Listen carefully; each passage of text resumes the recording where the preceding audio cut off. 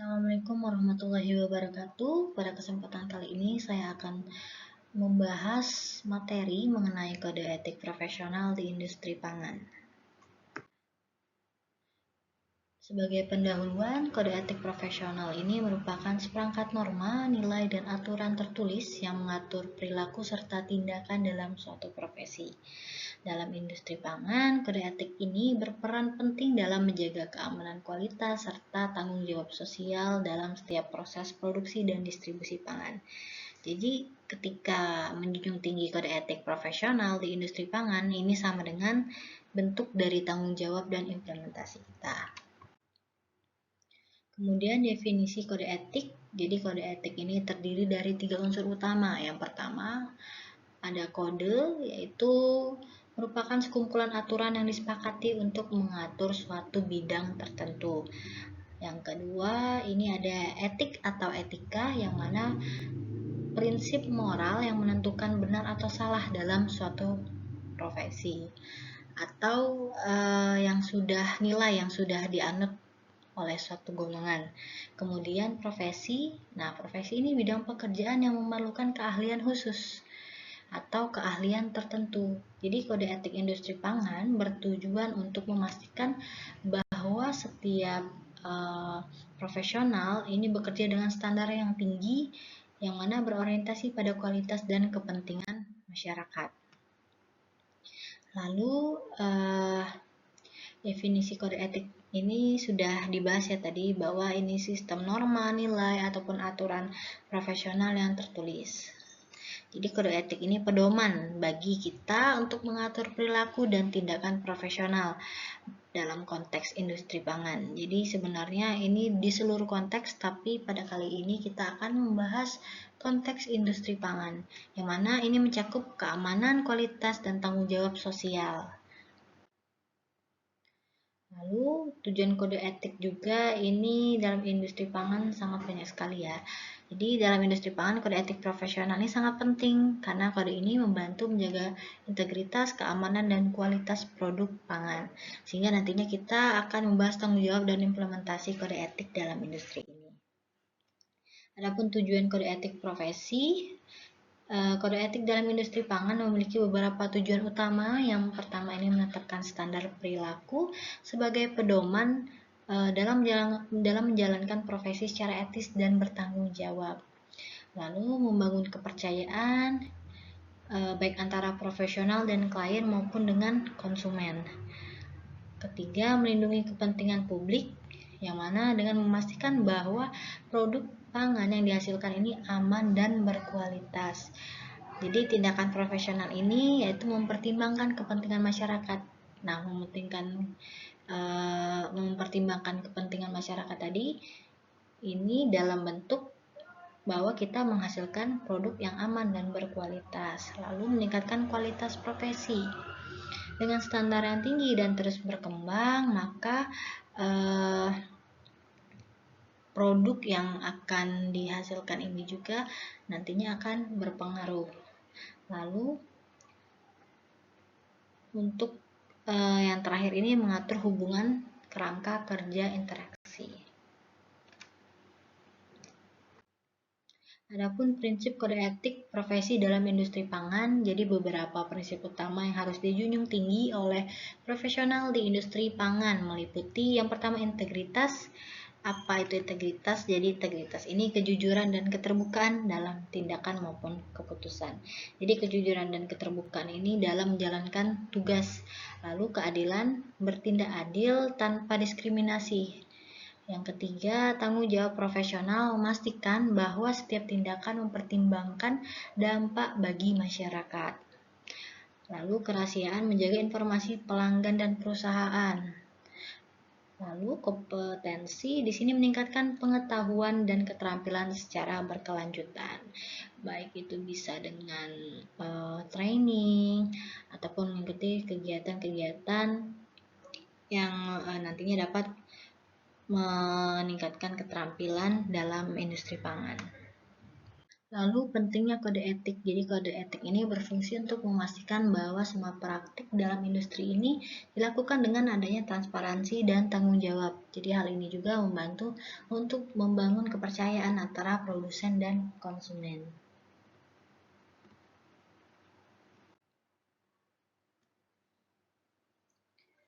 Lalu mengapa kode etik ini sangat penting? Jadi penerapan kode etik profesi sangat penting untuk beberapa alasan. Yang pertama meningkatkan profesionalisme. Jadi dengan mengikuti kode etik, maka kita sebagai pelaku di industri pangan ini dapat menunjukkan komitmen terhadap standar dalam pekerjaan. Lalu mengurangi risiko etis di mana membantu para profesional mengenali dan menghindari situasi yang dapat menimbulkan konflik kepentingan ataupun masalah.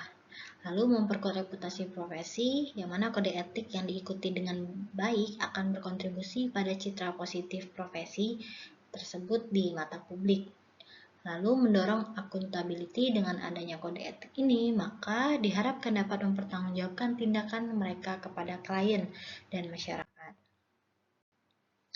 Lalu kode etik di industri pangan ini dalam praktiknya diterapkan dalam berbagai aspek industri pangan. Jadi seperti apa? Yang pertama, di sini kita ada keamanan pangan dengan memastikan produk aman dikonsumsi melalui pengujian dan pemantauan yang ketat. Lalu kualitas pangan yang mana dengan mengikuti prosedur produksi yang baik dan mematuhi standar yang berlaku, ini nantinya dapat menjaga dari kualitas produk. Lalu meningkatkan kepercayaan publik, membangun kepercayaan konsumen terhadap industri pangan. Jadi contohnya seperti ketulusan dan transparansi dengan memberikan informasi yang akurat terkait produk, seperti nilai gizi, kandungan gizinya. Lalu promosi praktik berkelanjutan dengan menerapkan praktik yang ramah lingkungan dan bertanggung jawab secara sosial. Jadi praktik yang bertanggung jawab terhadap lingkungan dan sosial ini nantinya akan membantu ataupun mendorong suatu pelaku industri pangan ini melakukan praktik berkelanjutan untuk usahanya.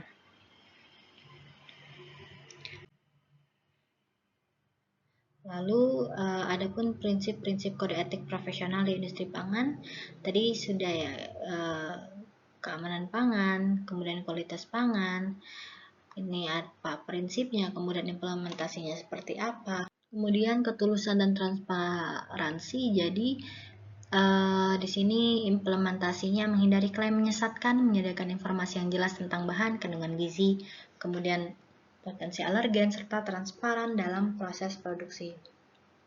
Jadi sekarang marak sekali ya kejadian ini overclaim dari satu produk. Ini memang bukan di industri pangan, tapi kita ambil contoh seperti skincare. Jadi banyak sekali skincare ini yang overclaim, yang mana ingredientsnya itu diklaim bahwa memiliki kandungan 10%, contohnya niacinamide.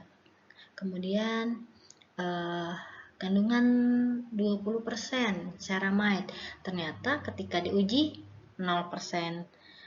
Kemudian ketika diuji 5%. Enak kalau masih ada 5% ya, ini bahkan 0% gitu. Jadi transparansi yang seperti itu merupakan klaim menyesatkan ya, karena tidak menyediakan informasi yang sesuai dengan proses produksinya.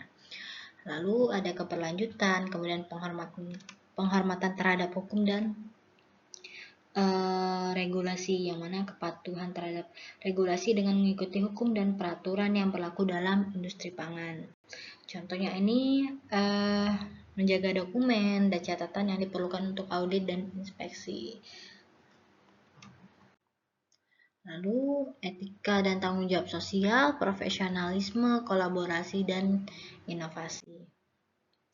Adapun implementasi kode etik, jadi ini memerlukan strategi yang jelas karena termasuk pengembangan prosedur, lalu penegakan disiplin bagi yang melanggar. Adapun langkah-langkahnya, sehingga ini penting untuk memastikan keberhasilan dari kode etik. Adapun tantangan dalam implementasi, jadi beberapa tantangan yang sering dihadapi dalam penerapan kode etik di industri pangan, antara lain kurangnya kesadaran, kemudian resistensi dari karyawan dalam menerapkan standar yang lebih ketat, lalu biaya tambahan yang diperlukan untuk memenuhi standar kode etik. Jadi mengatasi tantangan ini membutuhkan komitmen dari semua pihak, baik itu individu, perusahaan, maupun pemerintah sebagai regulator. Peran regulasi, jadi regulasi pemerintah ini berperan penting dalam mendukung penerapan kode etik karena mempunyai standar dan peraturan sehingga membantu pelaku industri bahwa industri pangan ini beroperasi dengan tanggung jawab dan etika. Di sini untuk studi kasusnya, jadi melihat studi kasus dari perusahaan yang berhasil menerapkan kode etik dapat memberikan insight berharga. Contoh nyata menunjukkan bagaimana kedisiplinan dalam etika dapat berujung pada kesuksesan jangka panjang. Lalu konsumen juga memiliki peran dalam mendorong penerapan kode etik. Dengan memilih produk dari perusahaan yang mematuhi kode etik, konsumen dapat berkontribusi pada keberlanjutan dan etika dalam industri pangan.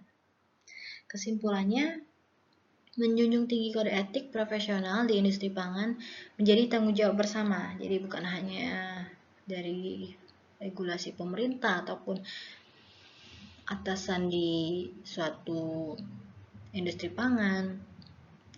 Dengan komitmen dari individu, perusahaan, dan konsumen, kita dapat memastikan bahwa industri pangan ini beroperasi dengan integritas dan demikian materi yang saya bahas untuk hari ini. Semoga bermanfaat. Terima kasih rekan-rekan semuanya. Saya siap untuk berdiskusi lebih lanjut. Wassalamualaikum warahmatullahi wabarakatuh.